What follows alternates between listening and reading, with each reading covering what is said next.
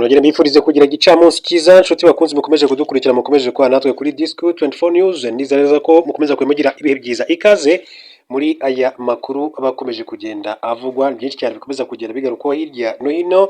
Reka aduce mu gihugu cya Uganda hari amatora y'umukuru w'igihugu aherutse gutsindwa na President Kaguta Museveni, ariko byinshi cyane byavuzwe hagati y'ishyaka riri ku butegetsi ndetse n'ishyaka rya NUP National Platform Unity Platform ya Robert Kyagulanyi. Amakuru rero atugeraho muri aka kanya aravuga yuko Bobi Wine ashinja inzego z'umutekano z'igihugu cya Uganda, igisirikare cya Uganda UPDF gufatira imbunda ku mugore we. Umunyapolitiki utavuga rumwe n'ubutegetsi bwa Uganda Robert Kyagulanyi uzwi nka Bobi Wine yashinje abasirikare ba kiriya gihugu guhotera umugore we kugeza ubwo bamufatiraho imbunda. Robert Kyagulanyi mu butumwa yanditse ku mbuga nkoranyambaga ze yavuze ko mu ijoro ryakeye aribwo abo basirikare kandi babarirwaga mu magana bateye urugo rwe ruherereye mu gace ka Magere.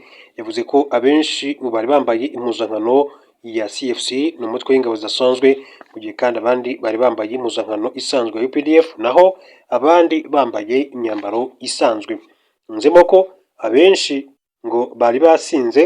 Robert Kyagulanyi yavuze ko nyuma yo kwinjira mu rugo rwe bamenye imiryango bakinjira mu nzu ku mbaraga, birangira kandi bafata imbunda ku mugore we witwa Babi Kyagulanyi.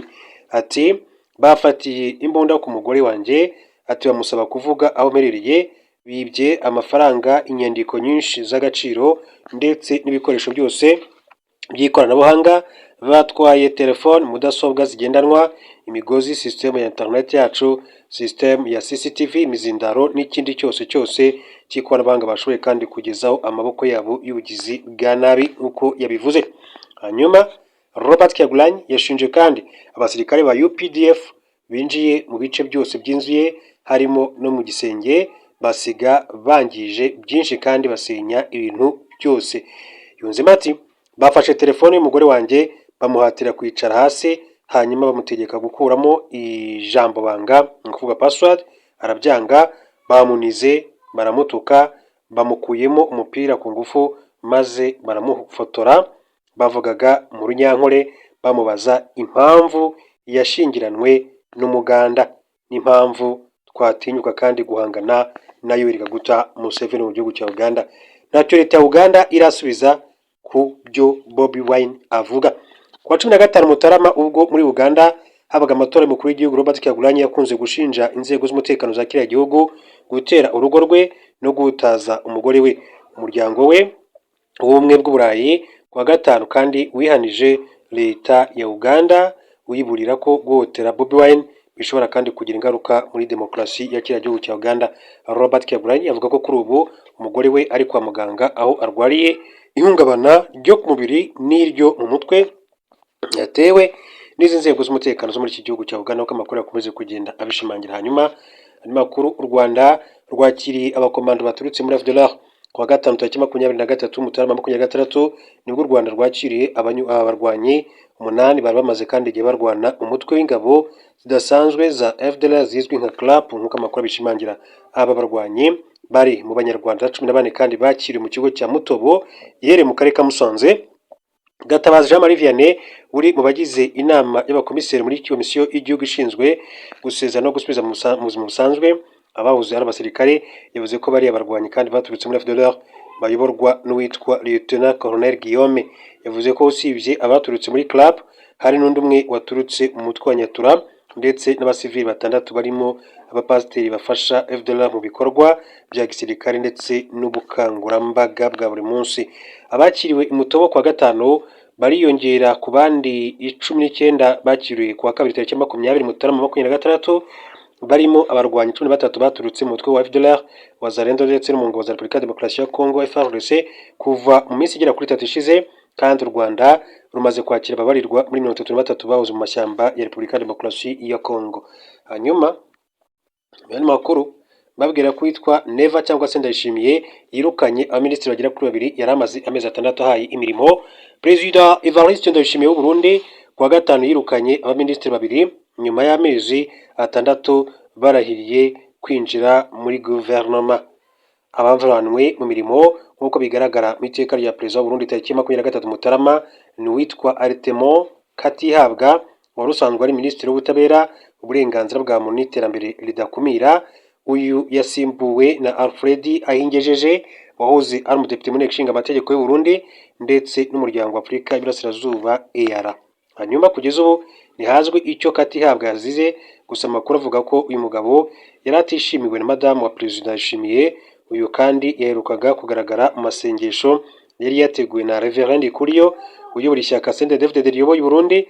Muri iki gihe kandi bivugwa ko atabanye neza na perezida Evariste Ndayishimiye, bigatekerezwa ko byaba biri mu byamwirukanishije. Undi wirukanwe na perezida Ndayishimiye ni Jean Claude Nzobaneza wari minisitiri ushinzwe ubwikorezi, we akaba yasimbuwe na Damien Niyonkuru kugeza magingo ngaya, nk'uko amakuru akomeza kugenda abishimangira aturuka mu gihugu cya Uganda muri rusange. Hanyuma tuki mu gihugu cy'u Burundi, reka dusubire mu gihugu cya Uganda gato ndebe uwitwa Winnie Byanyima aratangaza iki, nk'uko amakuru atugira bivuga. Uyu ni umugore wa Dr Kizza Besigye, akaba rero atabariza umugabo we Winnie Byanyima, umugore w'umunyapolitiki utavuga n'umutetsi muri Uganda. Dr Kizza Besigye aravuga ko umugabo we amerewe nabi cyane kubera uburwayi, aho yabwiye ibiro ntaramakuru by'Abongereza Reuters ko afite ibimenyetso birimo umuriro mwinshi, ububabare bwo mu gifu, umwuma ndetse no kudashobora kugenda. Dr Kizza Besigye y'imyaka 69 y'amavuko amaze umwaka urenga afunzwe nyuma yo gufatirwa mu gihugu cy'abaturanyi cya Kenya, aho yari yagiye imbere yo koherezwa muri Uganda agashingwa icyaha cy'ubuhemu n'ibindi byaha. Abamwunganira umugore we ndetse n'abanyafatabikorwa be muri politike bamaganye ibyo birego, bavuga ko ari imfungwa ya politike izira kutavuganwa na perezida Kaguta Museveni umaze imyaka ibarirwa muri za mirongo ubutegetsi muri iki gihugu cya Uganda. Museveni ufite imyaka 81 yabonye indi manda mu matora yo kwa 15 Mutarama 2026 nyuma yo gutangazwa ko yatsinze n'amajwi 72% atsinda Bobi Wine wavuze ko amatora abayemo uburiganya, ndetse ubu akaba abarizwa mu buhungiro. Byanyima, umukuru w'ishami ry'umuryango w'abibumbye rishinzwe kurwanya sida UNAIDS, mu kiganiro yagiranye na Reuters n'amakuru y'Abongereza mu rugo rwe rw'abi Kampala, yavuze ko ubuzima bwa Dr Kizza Besigye bwifashe nabi cyane kuva yarwara. Yavuze ko afite ububabare bukabije mu maguru ndetse atabasha no kurya uko bikwiriye, nk'uko amakuru yagiye abishimangira. Ni Winnie Byanyima rero atabariza umugabo we Dr Kizza Besigye, mbibutsa ko banabanye no mu rugamba rwo kubura igihugu cya Uganda, ndetse aza no kumubera umuganga wihariye, ariko baza kugenda bagirana ibibazo bike. Byose bishingiye ku butaka. Zelensky yatangaje ko Ukraine igiye kuganira na Amerika hamwe n'Uburusiya. Perezida Volodymyr Zelensky yatangaje ko ibiganiro by'impande eshatu bigamije kurangiza intambara yo muri Ukraine bigiye kuba, bikazahuza Ukraine, Uburusiya na Leta Zunze Ubumwe za Amerika. N'ibiganiro bizabera muri Emirates Zunze Ubumwe z'Abarabu cyangwa se United Arab Emirates, bikaba kandi byemejwe nyuma y'uko Zelensky ahuye na Perezida Donald Trump i Davos. Mu gihe ibikorwa bya diplomasi kandi byabonekaga ko byihutishijwe, Trump yavuze ko inama yagiranye na Zelensky yabaye nziza, mu gihe intumwa ya Amerika Steve Witkoff yo yerekeje i Moscow kuganira na Vladimir Putin w'Uburusiya. Witkoff wari kumwe n'umukwe we no kuva wa Trump Jared Kushner ubwo yerekezaga i Moscow, yavuze ko yizeye ko amasezerano ashobora kuzagerwaho. Reka rero mashimire, mwifuriza kumeza